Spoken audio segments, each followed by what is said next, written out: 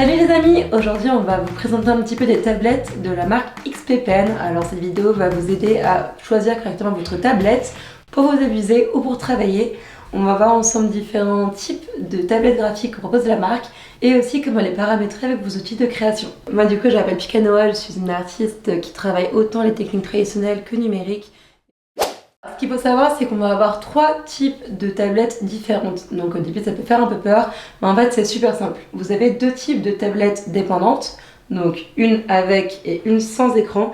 Donc avec écran, ça vous permet d'avoir un moniteur en plus pour avoir directement l'accès sur votre dessin via la tablette.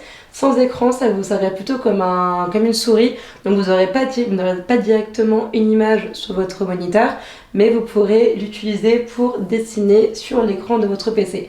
Troisième type de tablette, avec écran, mais cette fois-ci qui sera indépendante, c'est-à-dire vous n'aurez pas besoin d'avoir un ordinateur à côté, la carte mère étant directement intégrée dans la tablette graphique. Donc chez XP Pen, c'est la tablette compagnon. Quand vous allez ouvrir notre nouvelle tablette, peu importe le modèle, vous aurez 4 éléments importants. Déjà, la tablette qui va se définir par rapport à la taille. C'est comme pour les écrans de télévision, on va parler en pouces. Donc là, en l'occurrence, c'est la 16 pouces. C'est pour ça qu'ils l'ont appelé l'Artist Pro 16. Vous avez les 12, vous avez les 24. Ensuite, vous avez le stylet. Donc chez XP Pen, généralement, les nouvelles générations possèdent 3 boutons, comme ceci. Vous avez les appareils de branchement et les boutons, soit qui sont directement intégrés à la tablette graphique selon la génération de la tablette que vous utilisez, soit depuis la génération 2, elle se présente sous forme de kit télécommande qui vous permettra d'avoir accès à votre logiciel sans avoir sur votre clavier. Et en dernier, pas des moindres, vous avez le gant d'utilisation. Alors c'est pas juste pour paraître hyper stylé, en vrai il vous permettra aussi de pouvoir vous balader sur votre tablette sans activer le touch. Le touch, c'est quand vous voulez pouvoir avoir un accès sur votre tablette avec vos mains et surtout pouvoir glisser sur votre outil de création sans ajouter de graisse ou de sébum dessus. Une fois que vous avez choisi le modèle de votre tablette graphique, il va falloir maintenant le paramétrer. Vous allez devoir aller directement sur le site d'XP Pen et installer le pilote en lien avec votre tablette graphique.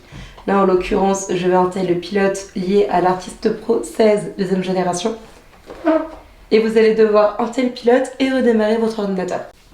Une fois l'ordinateur redémarré, vous allez d'abord pouvoir paramétrer votre espace de travail. Donc vous soyez sur Mac ou sur Windows, vous pouvez aller directement dans le système façon écran, identifier vos écrans et choisir où est-ce que vous placez votre moniteur par rapport à l'autre. Ça, c'est une première étape qui est importante, ça va vous permettre après de pouvoir valser entre les 2 écrans facilement. Vous pouvez également étendre l'affichage, le dupliquer, choisir votre paramètre avec lequel vous avez le plus d'affinité.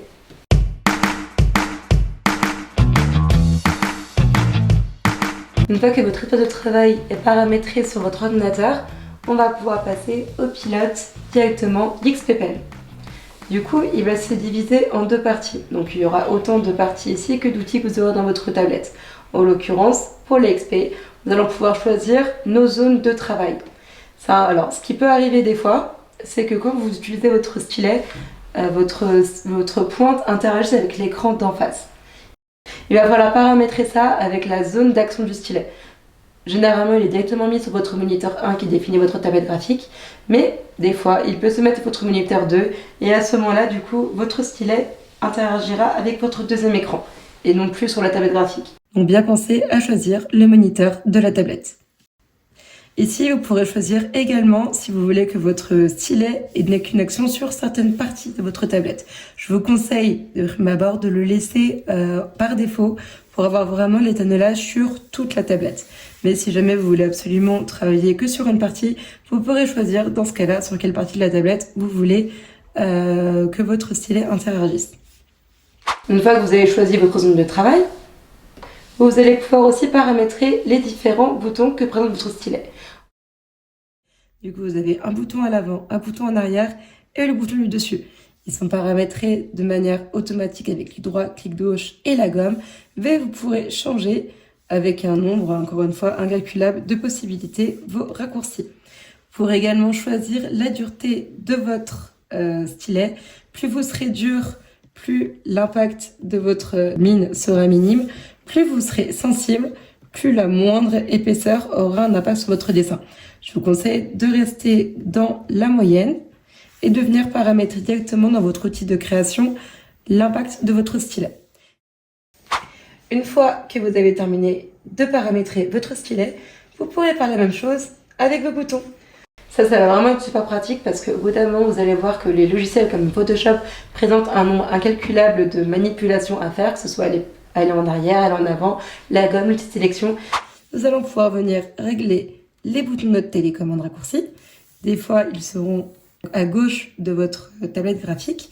Ils apparaîtront alors de la même manière et vous pourrez choisir comment personnaliser chacun des boutons en appuyant directement sur les touches clavier et en enregistrant.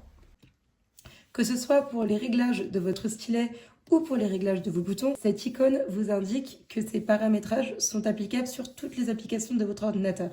Vous pourrez rajouter des paramètres particuliers pour chacun des programmes ouverts.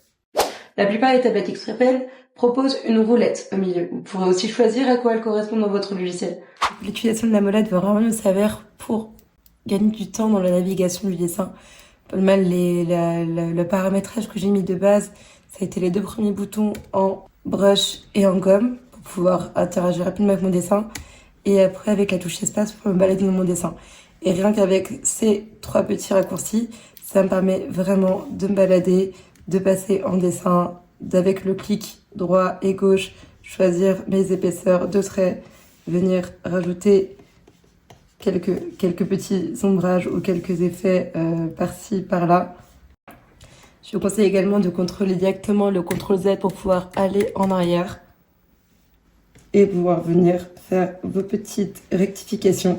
À chaque fois que vous taperez sur votre touche, vous aurez le nom de raccourci que vous utilisez sur votre tablette, sur vos boutons. Et vous, comme ça, vous ne pourrez jamais oublier à quelle touche vous avez associé chaque élément. Élément quand même aussi également important, le bouton au milieu de votre curseur vous permet de switcher avec les différents modes que vous aurez paramétrés dans votre outil. Là, en l'occurrence, j'ai mis zoomer, défiler, celui-ci j'ai désactivé, et ici tourner. C'est-à-dire que selon avec quelle option je vais être, je vais soit pouvoir zoomer, soit pouvoir tourner mon dessin, soit pouvoir même déplacer à l'intérieur.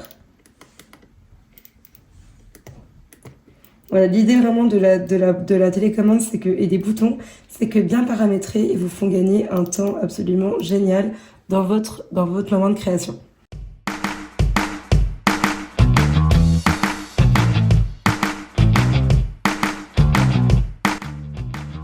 Du coup, tous ces paramètres qu'on aura enregistrés dans notre stylet vont nous permettre d'être efficients quand on va commencer à créer sur la tablette graphique. Le logiciel de création vous permet de choisir une réactivité par rapport à vos brushes sur la forme de votre pinceau. Et ça va vous permettre vraiment d'avoir, comme pour une feuille de papier, d'avoir un effet de fin au large. Par exemple, vous pourrez venir choisir la dynamique de forme qui va varier selon la pression de la plume. Et du coup, vous aurez le fameux effet de moins j'appuie, plus c'est fin, et plus j'appuie, plus l'épaisseur est large, comme si vous dessiniez avec un stylo.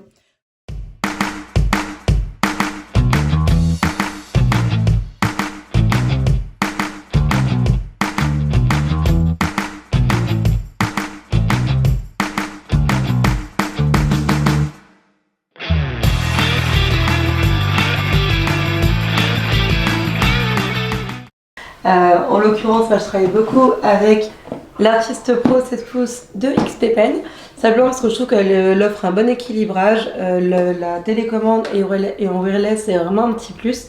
Ça permet de pouvoir travailler, même quand je voyage, j'ai pas forcément toujours des gros bureaux, même des tables d'appoint, du coup ça me permet vraiment de travailler avec un outillage et une place minime. En plus de ça, je trouve que l'outil est facile à prendre en main, il est léger, les stylets sont réactifs. J'ai jamais connu de bug, ça fait plus de 5 ans maintenant que j'utilise les produits XPEPEN. J'ai jamais eu un seul souci avec, le SAV est très réactif. Et du coup, c'est ma tablette de prédilection quand je dois travailler et surtout quand je dois me déplacer. Vous avez qui est déjà intégré dans cette tablette des petites cales qui vous permettent de la placer en biais sur n'importe quel support.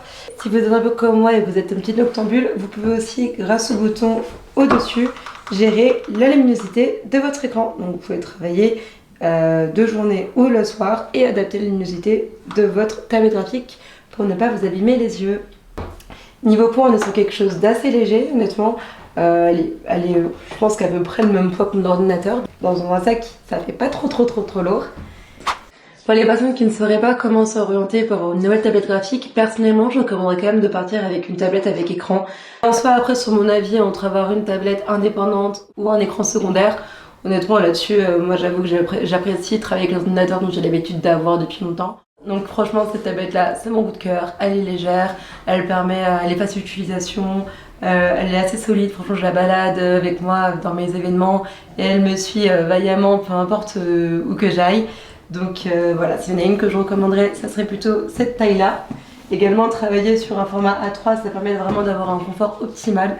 Vous avez après quelques petits formats un peu plus restreints. Mais voilà, moi, ce serait celle que je vous recommanderais.